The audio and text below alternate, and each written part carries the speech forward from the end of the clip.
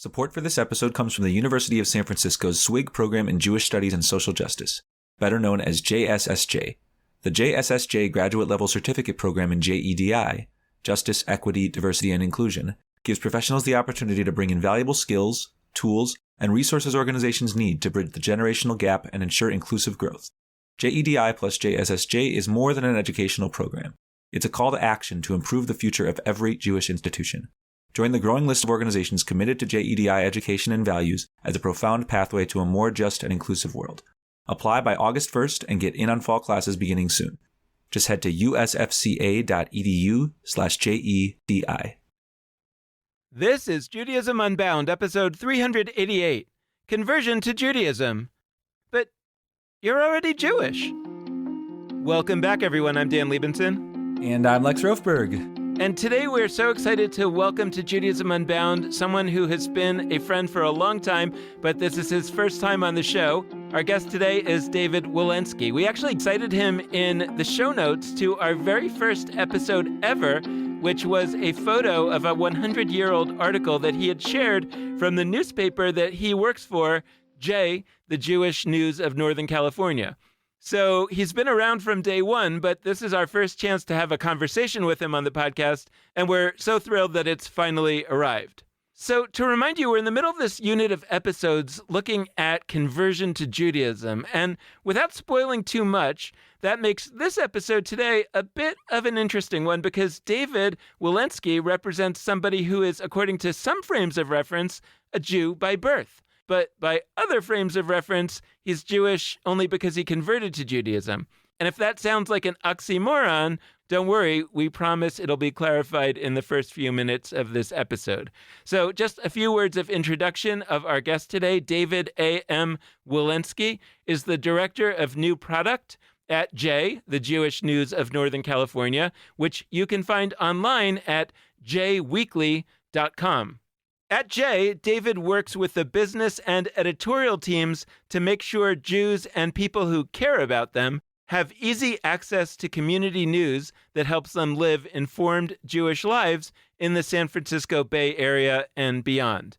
David Wilensky is a former editor of New Voices magazine, where one of his most important claims to fame was being Lex's boss, because Lex served as opinions editor at the same time that David was the head editor. David Wilensky currently serves on the board of the American Jewish Press Association and is the co-founder of two popular Jewish Facebook groups, the very important Star Trek Jew Posting and Beyond Carlebach, a place to share and discover Jewish liturgical music. David Wilensky grew up attending Congregation Beth Israel in Austin, Texas, URJ Green Family Camp, and the URJ Kutz Camp of blessed memory. David Wilensky now lives in San Francisco, where he has shifted his allegiance to a different Beth, Congregation Beth Shalom, and The Kitchen, whose Siddur features David's commentary. So without further ado, David Wilensky, welcome to Judaism Unbound. It's so great to have you. Hello, I'm so happy to be here. You have this interesting story, which I never knew about until Lex told me recently, which is that you were both born Jewish and converted to Judaism. And I think that's a very fascinating story. And we wanted to start there with understanding how that could possibly have happened. Well, I'll just give you a slight correction, which is that I feel less strongly about this now. But at the time, I was very clear that I had not converted, but I had undergone a conversion. I love how Talmudic you are. This is terrific. So here's the story. Okay. I was born in Austin, Texas in 1989. My dad, born Jewish. I'm a fourth generation Texas Jew. When he married my mom, he was like any number of adult Jews of his generation and generations since, not particularly engaged or interested in his Jewishness. You know, he had his bar mitzvah and then not done much since other than like Passover. My mom's family was also in Texas. And so it was easy for us to spend time with my grandmother on my mom's side and also with my grandparents on my dad's side who were Jewish. And my mom's feeling was that her heritage, such as it was, non-church going, non-Jewish white Americans, I was getting that, from every angle. And she wondered, I don't know, should we be doing something Jewish with this like Tot that we have? So they start taking me to Tot Shabbat. Okay. Tot Shabbat, Congregation Beth Israel, Austin, Texas. Shout out Rabbi Steve Fulberg. He might even listen to this podcast, honestly. It's absolutely up his alley. But we liked Tot Shabbat, and our family got pretty involved with that. And it's one of these situations that you hear about pretty regularly where people just kind of assume that the non-Jewish spouse is Jewish because she's always at Tot Shabbat. She's on the snack rotation. She's helping out with the activities because, and I'm sure we'll return to this point, which I think is one of the most important and widely ignored bits of Jewish law in existence. You don't ask someone if they're a Jew. Someone presents themselves to you in a way that gives you no cause to assume anything else. Someone shows up to shul, you don't ask them, excuse me, are you a Jew? That often goes easier for the white non-Jewish spouse, like my mom, than it does for Jewish or non-Jewish parents of color. But so when I turned 5, they started me going to Sunday school, kindergarten. And I think it was around then that my mom started thinking about becoming a Jew. If I remember correctly, at first, she just decided to take the, I don't know what they call it now, but they used to call it just like Intro to Judaism. Lots of synagogues have a course like this that is a combination of something you can take if you just want to learn more as an adult, but it's also in most, I guess, non-Orthodox synagogues, there's a class like that that's sort of the basic prerequisite for conversion. Yeah, we have a class like that ourselves. We call it Judaism Inbound. That's true. That's very good. That's very good. I like that. Yeah, so she did that and at some point decided that, she was actually going to convert. I was, I want to say 7, maybe. And I remember it. It was, Friday night services, and they called her up. And I think there might have been, a couple other people. Maybe it was a group. A few people were converting at the same time, or maybe it was just her. I don't recall. And she recited Ve'ahavta and Shema and did the thing. At that point in my life, it wouldn't have occurred to me to question whether I was a Jew. And then what happened? So Beth Israel was a Reform synagogue. And so 1983, the Reform movement in the U.S. decides that a Jewish parent is sufficient to presume that someone is a Jew. And that sort of de facto, I guess, legalizes patrilineal descent in North American Reform Judaism. Which, just to really break that down, like a parent of whatever gender is now Jewish, whereas before that, a Jewish mother specifically is what made someone Jewish. Right. The first time it became an issue, I had these cousins in St. Louis, and they all went to Camp Ramah in Wisconsin. And my parents were thinking, about whether they wanted me to go to camp. And they thought, well, there's a Jewish summer camp that his cousins go to. Let's send him there. I'm not sure how this was made clear, but to hear my mom tell it, it was made clear that because the Ramah camps are affiliated with the conservative movement, which does not recognize patrilineal descent, that I might not be welcome as a camper there. So I went to Reform summer camp in Texas. I got involved with Reform youth movement stuff. I was in NIFTY, the North American Federation of Temple Youth.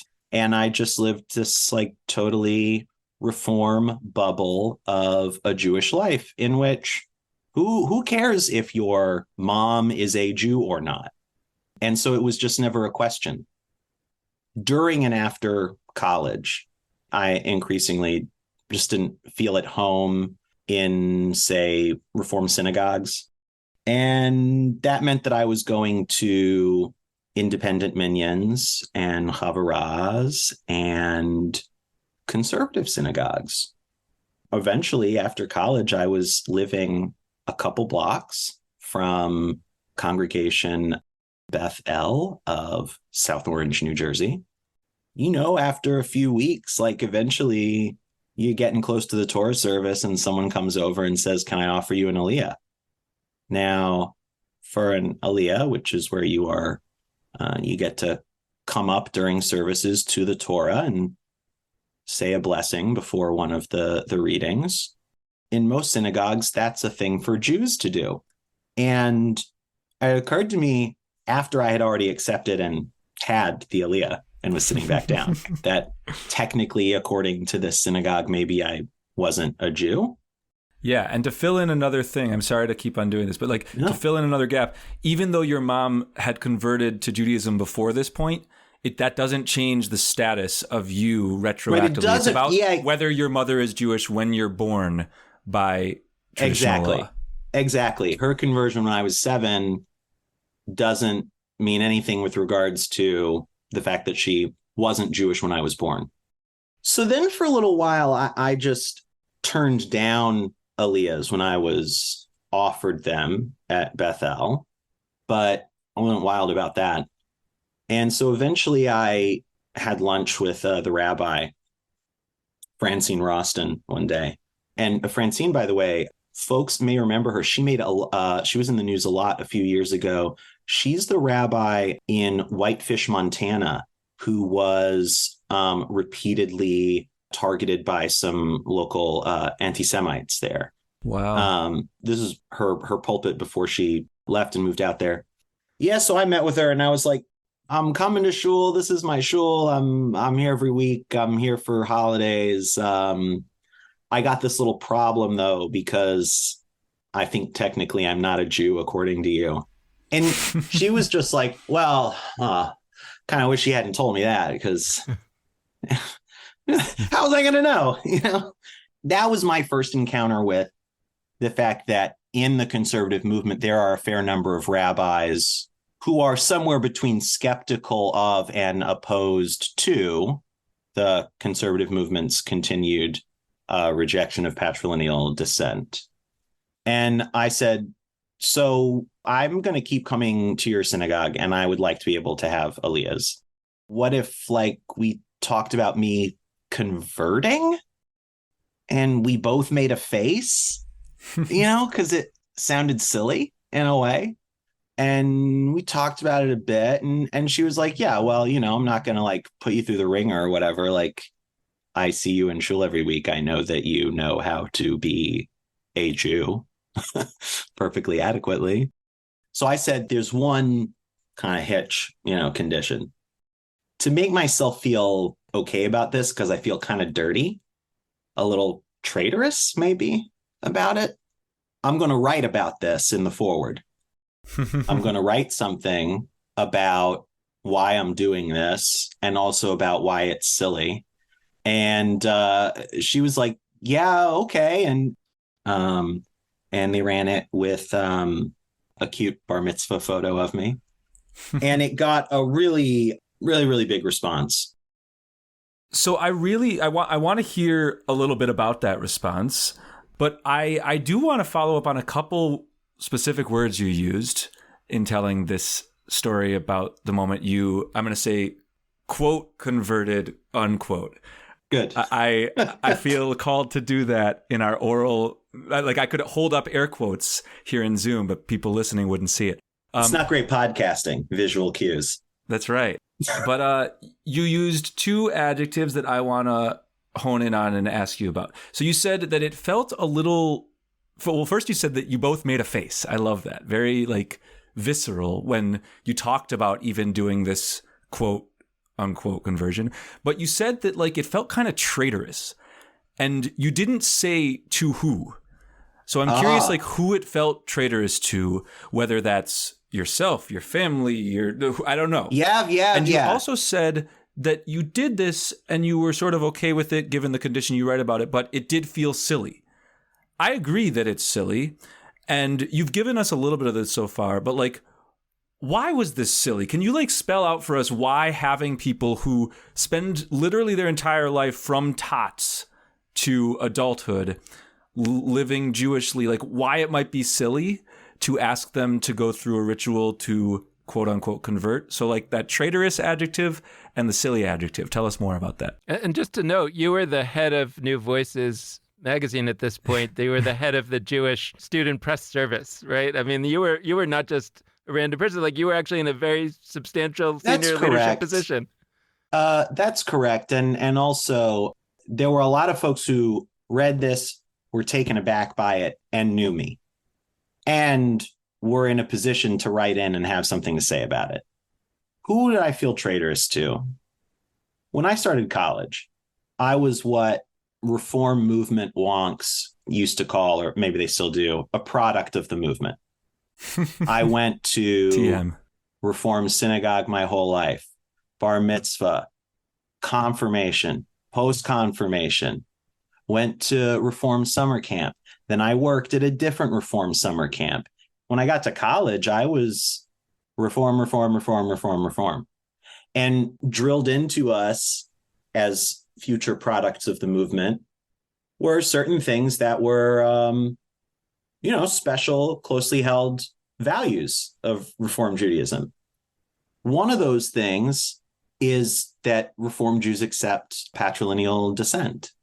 So there was a sense of, at this point, I was going to a conservative synagogue. I wasn't going to Reform synagogues hardly at all. I wasn't really involved with anything Reform at that point in my life. But not just attending a conservative synagogue, but then, submitting myself to a conservative conversion. Boy, I cannot think of a better word than traitorous. Or maybe I felt a little bit ashamed as well. Not that I was a patrilineal Jew, but my mother certainly was not thrilled when I told her that I was doing it. She was taken a little aback. Why silly? Why absurd? Gosh, I mean, I'm trying to think of another category of identity where there's something analogous. It's this odd. Okay, so I'm white, right? Immutable. People, when they see me, they see a white guy, and whatever biases they have, about, favorable or unfavorable, I have no control over that. It just happens. I felt that Jewishness was similar, sort of my gut, seemed immutable. And then to learn slowly, sort of incrementally, as I grew up, that, well, maybe there were people who didn't see it that way. It's one thing to be faced with someone who hates you because you're a Jew. Fine. We agree on a basic reality that I'm a Jew.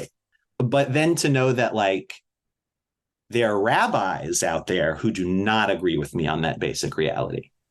There's just a sort of fundamental absurdity to being a person who knows that they are a Jew for a fact, undergoing a Jewish conversion. From what? What do you convert from? Was a question that my non-Jewish roommates at the time had. And also, I think it's worth pointing out that patrilineal Jews in North America are not the only people in the world being asked to submit themselves to patently absurd conversions, right? Mm-hmm. The Israeli chief rabbinate asks people who have either converted in other countries and then moved to Israel to undergo, better conversions once they get there, or people who come from, relatively obscure sort of Jewish minority groups, say in India or Africa or whatever. And the rabbinate, treats their Jewishness with suspicion. And I'm not the most put upon person out there whose Jewishness has been questioned, but there are what was the percentage? I used to work at briefly for less than a year at the Jewish Outreach Institute. And I remember while I was working there, a study came out that found that like 60 something percent of millennial Jews only have one Jewish parent. So I don't usually like to talk about sort of like demographics, and like a lot of Jews are very upset about existential demographic crises for the Jewish people. I'm not usually upset about that. But when people get upset about it and they don't want to talk about the 60 whatever percent of millennials who have one Jewish parent, that's a whole lot of people that are on the table, Jewish as far as I'm concerned. And if you've got a shul that they can go to, well, that's great, you know? But if you don't, that's a whole lot of people who could be helping rescue us from, you know, this sort of demographic paranoia that we just kind of reject out of hand. Well, we, not me. And I should say also that, I mean, there are people in the conservative movement who are troubled by this issue, though not willing to make the concession of accepting patrilineal descent. And so they have a variety of things that they wish the movement would do that would make things better for this population. But I'm not really up on the latest on that stuff anymore. Well, one of the things that you wrote in that article, which we should note was a while ago, and I want to talk to you at some point in a few minutes about your thinking now. But one of the things that you wrote in that article, and I note the time just because that was 10 years ago and all the more so now, you said like in the conservative movement and in other movements, there were certain issues like the status of LGBTQ Jews that they were working on actively to say, you know, well, yeah, I understand that Jewish law said this and that in the past, but now we're kind of working very strongly to make sure that in fact, around that time, while I was still attending Bethel, I seem to recall is around when the conservative movement released like a new blueprint for same-sex Jewish weddings. You're drawing me into where my thinking has changed a little. My attitude at the time was, well, conservative halakhic authorities, conservative Jewish legal authorities, they seem to find ways to allow all kinds of things. They allow people to like drive to synagogue on Shabbat. Okay. An exigency of Jewish life emerged. The synagogues left cities. They moved to the suburbs. What was the conservative movement to do? Kind of an existential issue for them during the era of white flight from cities. They said, well, screw it. Okay, you can drive to synagogue now. A lot of conservative rabbis today will tell you, if you bring that up, that was wrong and they shouldn't have done it, but they did it. And they've done a variety of other things. I don't know if you've heard, my Beit Din, when I underwent my conversion, had 3 rabbis on it. 2 of them were women. That's something the conservative movement figured out. They figured out trans rabbis, gay weddings. When there is a will, they find a way. And that's on the one hand. On the other hand, I go to conservative synagogues sometimes because I usually like the services, but I'm not a conservative Jew. I don't keep kosher. This issue of driving on Shabbat is not actually a live issue in my life. So, you know, at the time that I wrote this, I would have said, well, screw it. You guys just need to allow patrilineal descent. It's well past time for you to do that. But, you know, people told me at the time, and I think probably they're right to some extent, that that's presumptuous of me. I'm not a conservative Jew. I like their services. I don't care about their unique approach to Jewish law. And so who am I to sit from outside of that legal system and tell them, you know, well, I demand that you do this thing for me. And then like on the third hand that I'm growing out of my back right now, I'm thinking, well, it does concern me because it's about the Jewish people. And these movement boundaries are kind of artificial and frankly dying. And so maybe I should be speaking out about this. But you can also say as an analyst that when you look at this from the outside, it doesn't make much sense or it makes sense that you know, why are they working so hard on same-sex marriage and having gay and lesbian rabbis and trans rabbis, and they haven't moved the needle on. Which, just to be clear, we all think is great. Just because people could hear that in either direction. We love that. We love that. We're just saying, like, well, yeah, of course, like To that be they've done all these clear. wonderful things. They've done all these other wonderful things. Why are they not Yes. doing wonderful things for patrilineal Jews? They Yes. must have some point of view on it And that I've we'd like got to a understand theory. and then disagree with. And here's my theory. Here comes the hot take portion of the pod, everyone. Jews are obsessed with blood purity. Okay. In a really gross way, we are obsessed with blood quantums of Jewishness. In my job, my current job at J, the Jewish News of Northern California, we used to have a column in which a guy who was obsessed with Jewish blood quantum nonsense just sort of detailed in brief what lots of Jewish celebrities had been up to recently.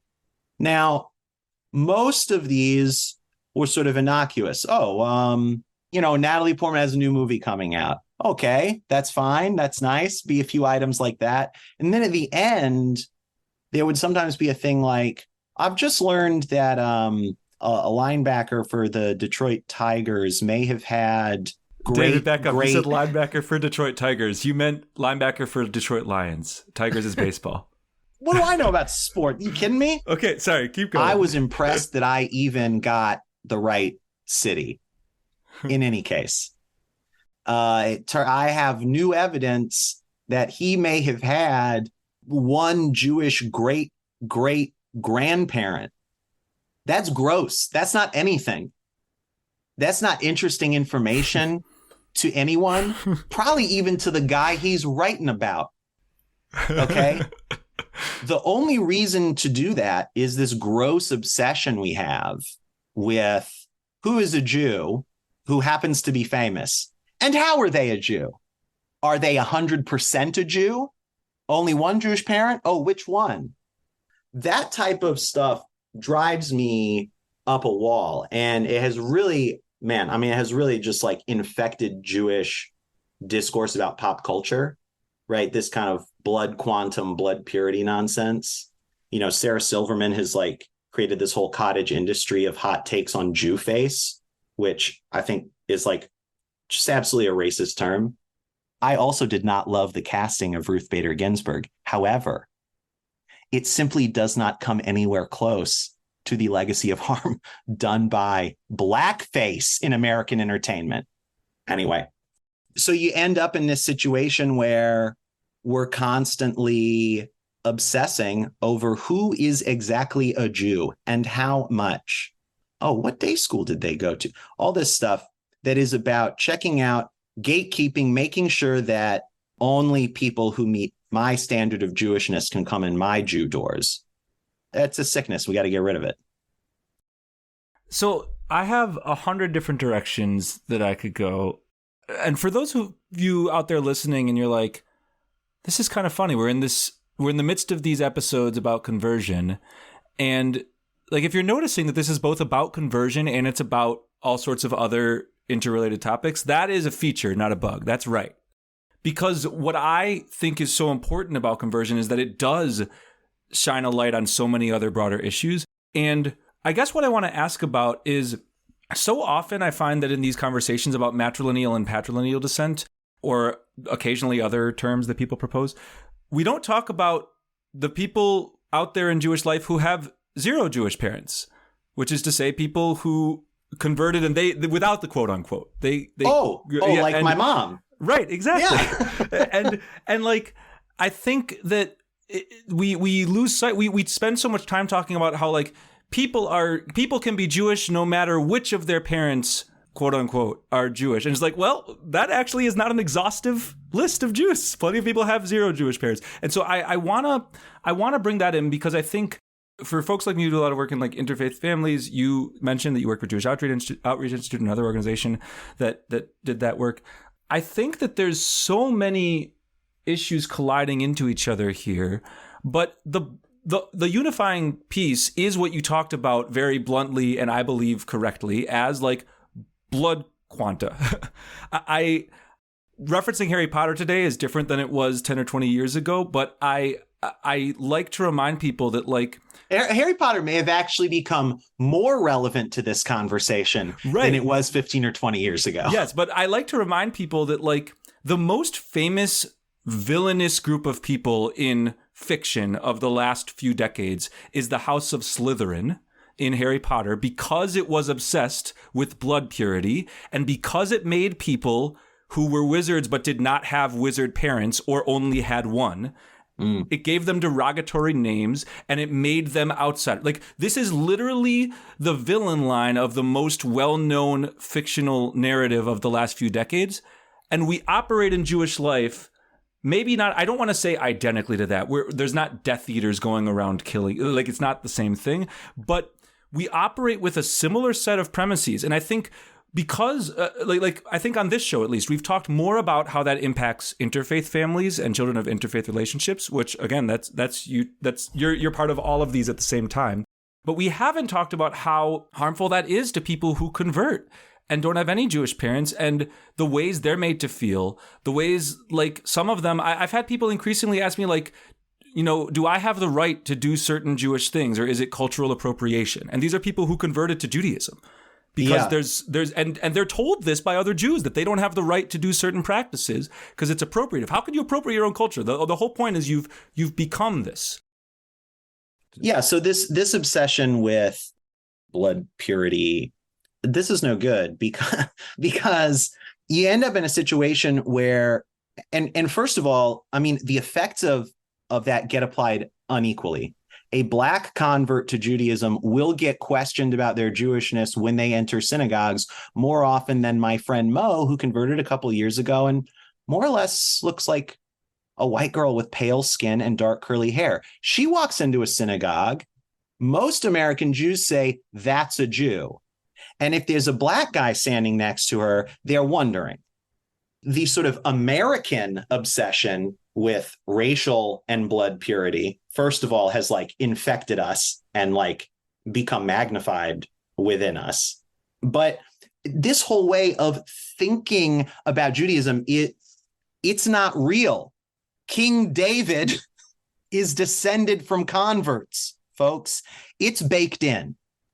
And actually from converts that the Torah says shouldn't be allowed to convert to Judaism.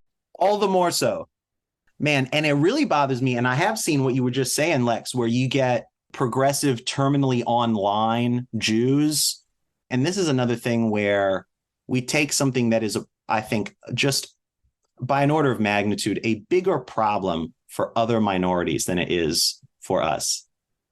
Cultural appropriation, so much less a problem for the Jews than it is for Black people or Native Americans or Asian Americans or any number of other minority groups in this country.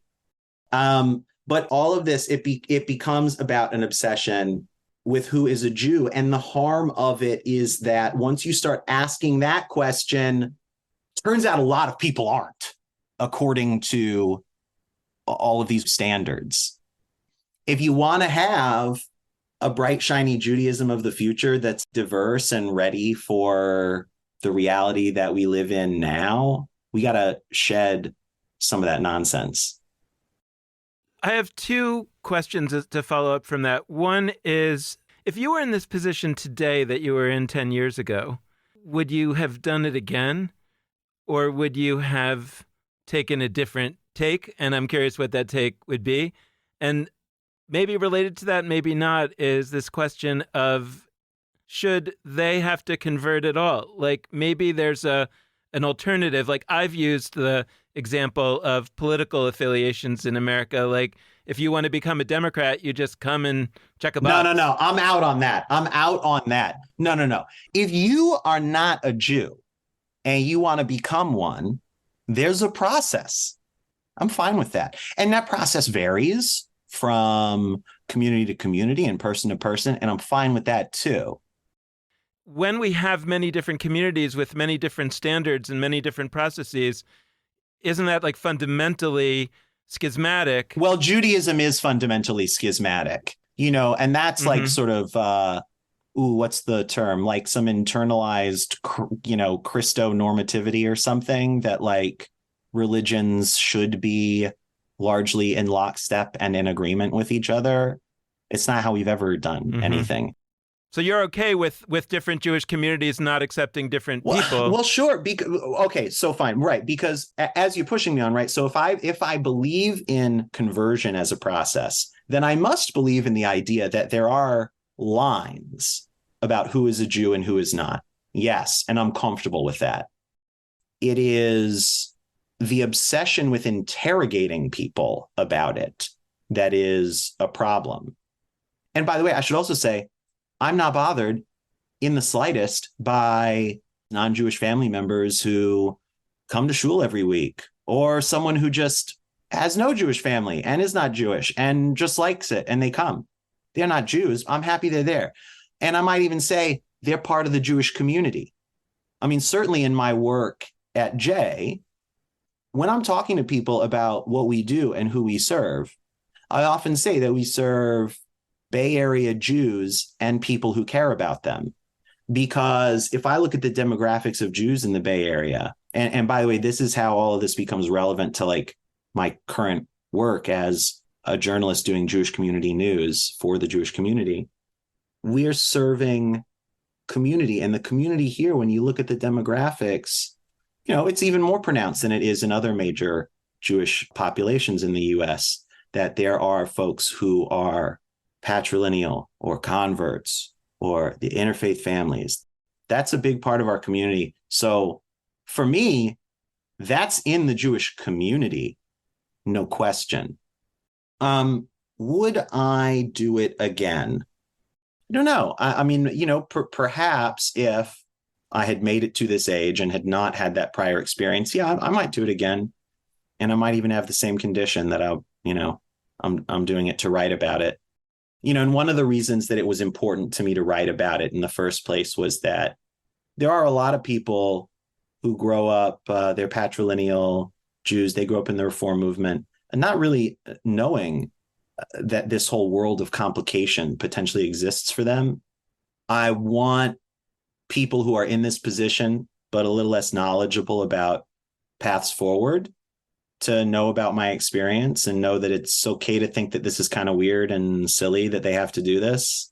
Because at the end of the day, I mean, as I'm saying, like, I am comfortable with a patchwork Jewish world in which different communities have different standards for different things. So I'll speak for me. I have two Jewish parents, so like I never had to think about this in terms of my own identity. I am in an interfaith relationship, and, you know, we don't fully know yet whether we will or won't have kids. But I do think about the fact that if we were to have kids, they would be in this patrilineal Jewish identity category. So there's multiple questions there. Like, what would I do in terms of the day they're born or 8 days after they're born or whatever, in terms of, would I feel called for them to do what many people do, which is have a conversion from like birth or from like very early into their life. That wasn't your story. That is many other people's stories. And it's actually like an accepted practice in some communities that are conservative, that understand identity in the ways that you've described, that like you want people to be seen as Jewish and not have to convert in adulthood. And so they do this as a child. I think a lot about what I would do. I would feel pretty strongly that like, if I had a child, they would not do anything called a conversion or anything like that.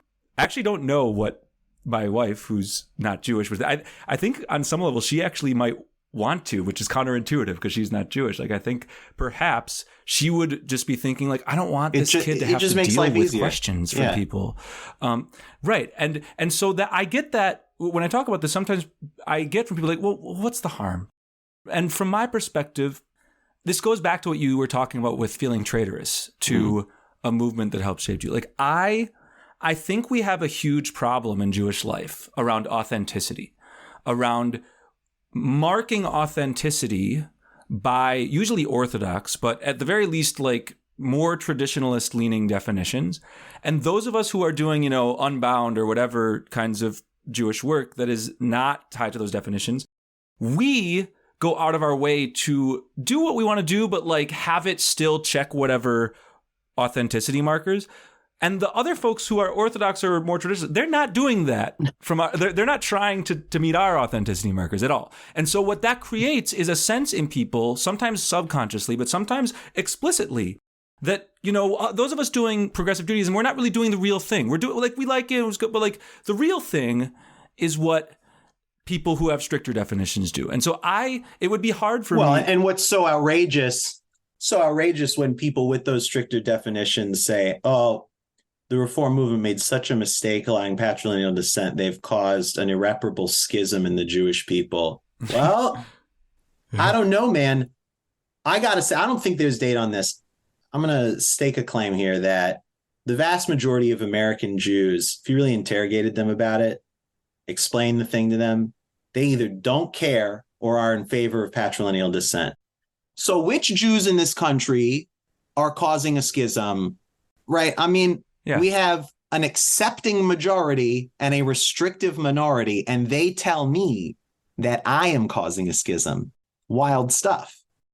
Right. And I mean, there's a natural, like when we constantly on little and bigger things, you know, when we're doing pluralism, we like make sure to meet the Orthodox definition because that meets everybody. When we do, like, when in over and over again in Jewish life, we treat Orthodox or traditional definitions as like something that progressive Jews accommodate, and the other thing does not happen in the reverse direction, including people who like have their child convert in order to meet both Orthodox standards and sometimes Israel standards for the reasons you talked about before. Like, we just continually establish for people that we're doing the thing that is, you know, light or that needs to be shifted to meet the real thing. And so I that's where I'm at on it. I don't say that because that makes me inherently right, but I do want to have a moment where we talk about, this wasn't your story, but for people who are placed in a position of, will I have my child convert as a baby? Or like that is an overlapping set of concerns and questions, but it's also a different one. I know that's a big set of questions, but I'm curious how you think about that piece. It's funny because, like, when we had our unit of episodes about circumcision, which, oh man, we got lots of emails and lots of listeners. People love talking about circumcision, but like, there was a distinction that came up there between people who don't choose to have a circumcision when they're, you know, at 8 days old, and people who choose to have some form of, whether it's circumcision or hatafat brit at a later age. What's interesting about that conversation is that the general thought was that giving people the choice, giving people the ability to choose for themselves might be a meaningful consideration. And also related to that, like, there are people who are patrilineal Jews and are not products of the movement TM. They're not checking every box of Reform life or any Jewish institutional life. And I'm curious, like, I'm always nervous because I'm a rabbi, and I sometimes hear, like when I do things that are interfaith or whatever, and I'm connected to Judaism, people are really ready to see me as an exception. They're ready to say, oh, well, you're like, yeah, sure. I get it. Like, you're a rabbi. Like, of course you'll do this, but most people are not like you. And most interfaith Jews, they don't give a shit.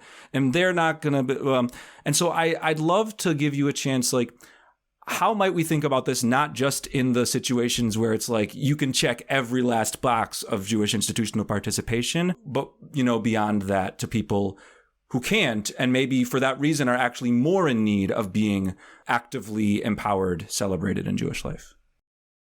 One open question, and this is an issue that I think is left a little open in that original Reform decision from 1983. There's a question for some Reform rabbis of whether someone forget whether they have two Jewish parents or one Jewish parent and which parent that is. Is someone who is raised with no awareness of that, learns of it later, or perhaps with minimal awareness, no involvement, no Jewish education, just a general sense, oh, sure, yeah, my dad's a Jew, I guess. Do people like that need to convert? I think that remains like a mildly open question, although I think largely in theory and not in practice. I think this issue of you have an infant that you want to convert, that's very interesting to me. I think the situation, you know, you're talking about, Lex, you know, hypothetically for yourself, it's such a difficult position because there is just a practical issue. Do I just want to make this easy on myself? And actually, there was a similar issue that came up when Rabbi Rostin was putting together my Beit Din, Jewish legal court of 3 or more authorities who can, among other things, proclaim someone now a Jew. And she asked me if I wanted her to put together an all-male Beit Din. And I was like, oh, why? I'm just like, well, some people, when they're going through this kind of thing, they just want to maximize in an orthodoxish direction, maximize acceptance of this conversion by as many potential people as possible down the line. And to be clear, from their perspective, it has to be 3 men. It can't be 3 people of whatever gender. And so I said, and to me at the time, and I think this is still true, I did it largely so that I could have aliyahs at this one conservative synagogue. What the unorthodox rabbi down the line in life, if I take some really unexpected turn, or like that, I don't know, that I might like actually make aliyah, move to Israel and care what the Israeli, the state-sponsored rabbinate thinks of my Jewishness. Those aren't issues that I care about at all. So I said, well, Rabbi, I'd feel weird if you were not on my Beit Din. So we're sitting in this room, me, my dad, these 3 rabbis. Francine says, well, listen, you're very knowledgeable about how to live a Jewish life. You're living a Jewish life. You're a member of our synagogue.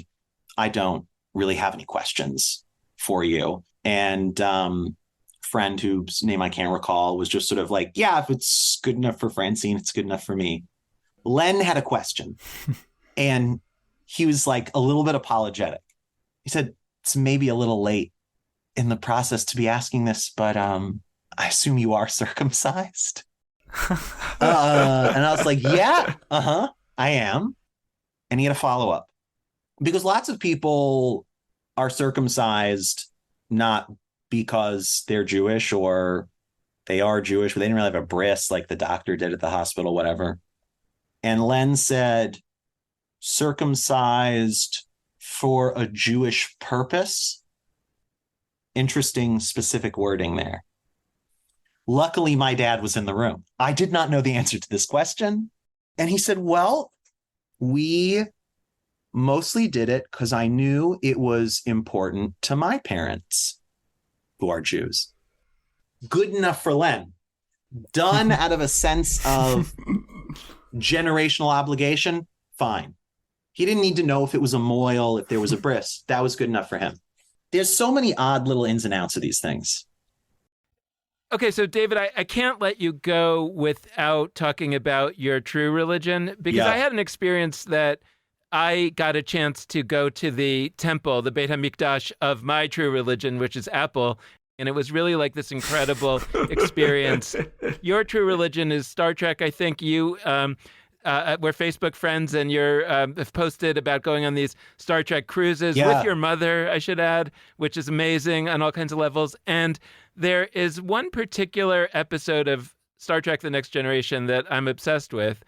And I'm just curious if you have a hot take on it, if you could somehow explain it to our listeners, or maybe, you could just tell me, Dan, that's not what it's about. But there's this episode called Darmok, where the crew of the Starship Enterprise meets this other culture, and they can understand the words they're saying, but they can't understand what they're talking about because their communication consists largely of names and place names and a couple of verbs, and they're just not understanding what this is all about. Like this person and this person and that place. It's a wonderful episode. It's frequently like it ends up on most like top 10 lists of Star Trek: The Next Generation episodes, and it's one of my favorites. I mean, like periodically someone in my life wants to get into Star Trek. This is one of the first 4 or 5 episodes I'm going to recommend that they check out.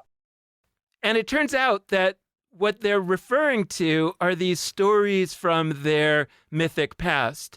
And they're basically saying for any situation this race, this alien race gets into, they kind of say, this is just like that other situation. Or if they want to do something, they say, we should do it just like that other mythic situation. And like, for me, this really feels like the way Judaism is trying to be, or what it would really look like if Judaism was working the way it should work, where we said, we're Jewish because it's this kind of trove of experiences that we have gone through as a people, and we can use that to help guide us in the questions that we're facing today by just saying, hey, isn't it just like this? And that gets people to think. So I'm just sort of curious on this particular topic of conversion, and more broadly, how you think about that.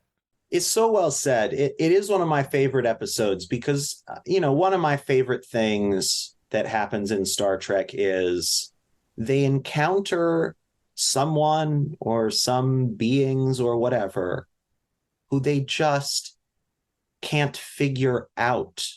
There's some conflict being caused by an inability to understand each other.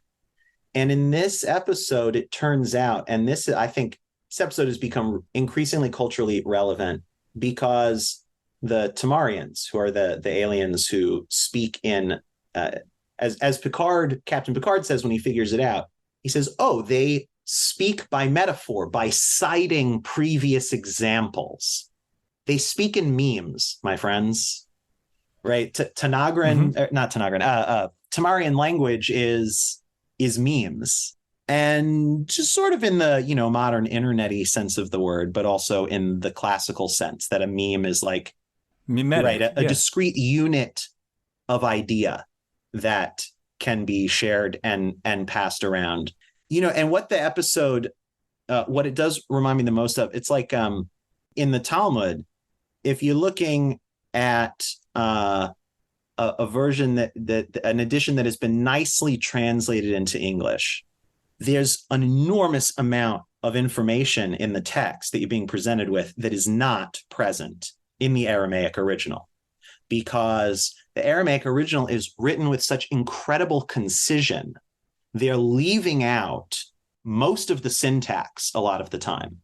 When you read it in the Aramaic, or you read a more sparing, more direct translation, it really does feel like the way they talk in this episode, because the way that they talk in this episode, these aliens don't even say, this is very similar to that one story that we all know. They just say Darmok and Jalad at Tanagra. And everybody goes, oh, sure thing. They all know what happened to Darmok and Jalad when they were at Tanagra. And they know how that story applies to the present situation. And I kind of feel like your average Jew that is encountering some of these Jewish organizations is like the crew of the Enterprise, where they say, I don't understand what you're talking about. And the other people are saying, but it's so clear what we're saying. And both are true. 100%. Yeah. Just a little Jewish anecdote for you from Star Trek: The Cruise, which, by the way, highly recommend as a vacation to anyone who likes Star Trek. The first year that we went, 2 years ago, one of the stops, one of the islands that we went to is St. Thomas. In St. Thomas, they have the oldest continuously used synagogue in the Western Hemisphere. You can have a destination bar mitzvah there. And when I travel, if there's like a cool historic synagogue, I got to check it out. I got to go. So I wrote in the Facebook group for the Star Trek cruise, hey, the day that we're in St. Thomas, my mom and I are going to go check out this historic synagogue. They offer tours. If anyone wants to join us, let me know. We end up with like 40, 50 Trekkies waltzing into, and this is a synagogue that can hold, I don't know, maybe 100 people. The woman who was there, the member who was like there to give us the tour and unlock the gift shop and everything, was just like, what is going on? They just keep coming and coming. And next year's cruise goes to Curacao, where the second oldest synagogue in the Western Hemisphere is. And I will be doing the same thing again. Well, it's very kind of them to organize the itinerary of the tours around this progression of oldest to second. Now we'll be able to see where the next cruise is going in advance because it's the third oldest. Well, I think that's unlikely because the third oldest, which I have already visited, is in Newport, Rhode Island, which I think is... Oh, so that, yeah. Well, so that's, I thought you were saying just the Caribbean. Yes, Truro preach it very loudly that they are the third oldest synagogue building structure. And I believe the oldest on the 48 states. Yeah. I love that we took that little detour. I will say, I think that as much as it might have felt like a tangent, talking about encounters between cultures that on some level do have the ability to communicate and on other levels don't fully equate, actually feels like a reasonable place to be in our unit on conversion. So I'll have to watch that episode. I haven't watched many Trek episodes, but now you have successfully done Kiruv. You've successfully made me feel called to watch it. Star Trek Kiruv is my real life's calling. No question. Yeah. So thanks to David Wilensky, my old boss, and thanks to Dan, my current co-host. This has been a fantastic conversation. It's been great having you, David. Yeah, thanks so much for having me, guys. It's been a lot of fun. It totally has been a lot of fun, and thanks to all of you out there for listening. We hope that you will tune in again in the future, especially to our upcoming episodes in this conversion unit. We're only just getting started. Lots more to discuss. There's going to be amazing episodes the next bunch of weeks. So we hope that we will be in touch with you again through you listening to this podcast, but we also want you to be in touch with us in all sorts of other ways. So you can do so in any of the following modalities. First, there's our Facebook, Twitter, and Instagram feeds. All of those are at Judaism Unbound. You can head to our website, JudaismUnbound.com. You can check out our show notes for this episode and others at JudaismUnbound.com/podcast. You can learn about our Anya Shiva, where you can do entire semesters of learning with us and shorter bursts of learning in 3 weeks. All of that you can find at JudaismUnbound.com/Anya Shiva, UNYESHIVA. And you can email us. Always feel free to email us. We love hearing your questions, your thoughts, your ideas, your visions. All of that is wonderful. Be in touch via Dan at JudaismUnbound.com or Lex at JudaismUnbound.com. We also would greatly appreciate if you are able to support us financially with either a monthly recurring gift or a one-time donation, which you can do via JudaismUnbound.com/donate. And the last thing that we'd love to close this episode by saying is that support for this episode of Judaism Unbound comes from the Ashman Family JCC in Palo Alto, California, whose vision is to be the architects of the Jewish future. The Ashman Family JCC empowers you to experience Jewish paths toward a life of joy, purpose, and meaning through innovative Jewish learning and wellness programs, community building, and initiatives to develop the next generation of Jewish leaders. Learn more at www.paloaltojcc.org. And with that, this has been Judaism Unbound.